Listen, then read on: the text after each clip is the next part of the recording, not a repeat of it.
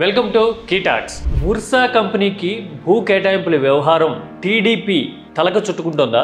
లేనిపోని ప్రచారాలు చేస్తున్నారంటూ అనుకూల మీడియాలో కథనాలు రాయిస్తున్నా, సోషల్ మీడియాలో ఎదురుదాడి చేయడానికి ప్రయత్నిస్తున్నా కానీ జనం ఆల్రెడీ ఏం అనుకోవాలో అది అనుకున్నట్టే ఉన్నారు, క్లారిటీకి వచ్చినట్టే ఉన్నారు. టీడీపీ అఫీషియల్ హ్యాండిల్స్లో జనం రియాక్షన్ చూస్తే అవునా టీడీపీ మీద ఇంత ఆగ్రహం ఉందా అనే విషయం మనకు అర్థమవుతుంది. అసలు టీడీపీ ఏం చెప్పిందో, జనం ఏమంటున్నారో డీటెయిల్డ్గా చూద్దాం. అంతకంటే ముందు మీరు కీటాక్స్ని సబ్స్క్రైబ్ చేయడం మర్చిపోకండి.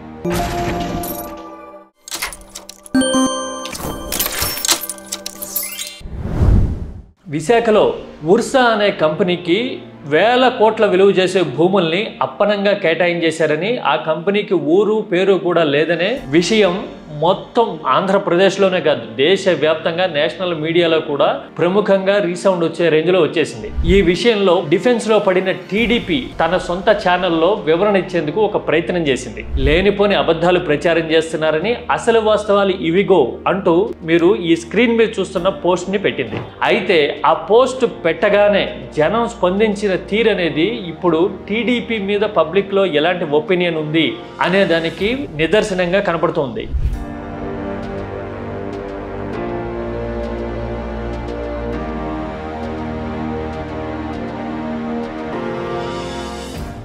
జనం ఏమన్నారో వన్ బై వన్ ఒకసారి చూద్దాం. అలా అయినా నామినేషన్ పద్ధతిలో మీకు నచ్చిన వాళ్ళకి ఎలా ఇస్తారు, పార్టీ బతుకంతా రియల్ ఎస్టేట్ కోసమే అన్నట్లుంది అని ఒకళ్ళంటే, ఇంకా పరిశ్రమలు ఉన్నాయి నా దగ్గర లిస్ట్ లేదు అంటూ ఇంకా ఇలాంటి చాలా వ్యవహారాలు జరిగినాయి అనే తరహాలో ఇంకొకరు రియాక్ట్ అయ్యారు. ఇంకొకరేమో కంపెనీ లేకుండా భూములు ఎలా ఇస్తారు అన్నారు. ఆ తర్వాత మరొకరు ఎలా తప్పించుకోవాలో అర్థం కావట్లేదా అని క్వశ్చన్ చేశారు.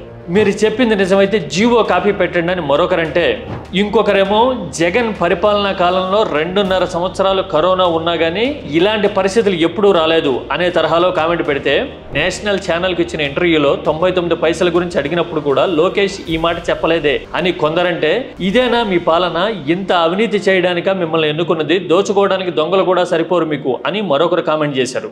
ఇలా మొత్తం కామెంట్స్ చూస్తే టీడీపీ వైఖరికి వ్యతిరేకంగా దాదాపు 95% పైగా కామెంట్స్ వచ్చాయి.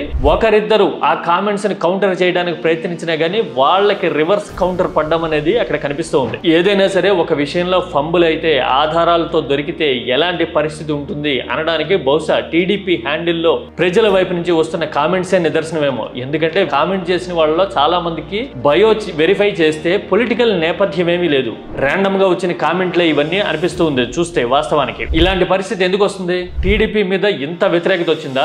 ఈ కామెంట్లు దేనికి నిదర్శనం? మీ అభిప్రాయాన్ని కామెంట్ చేయండి. Don't forget to subscribe కీటాక్స్.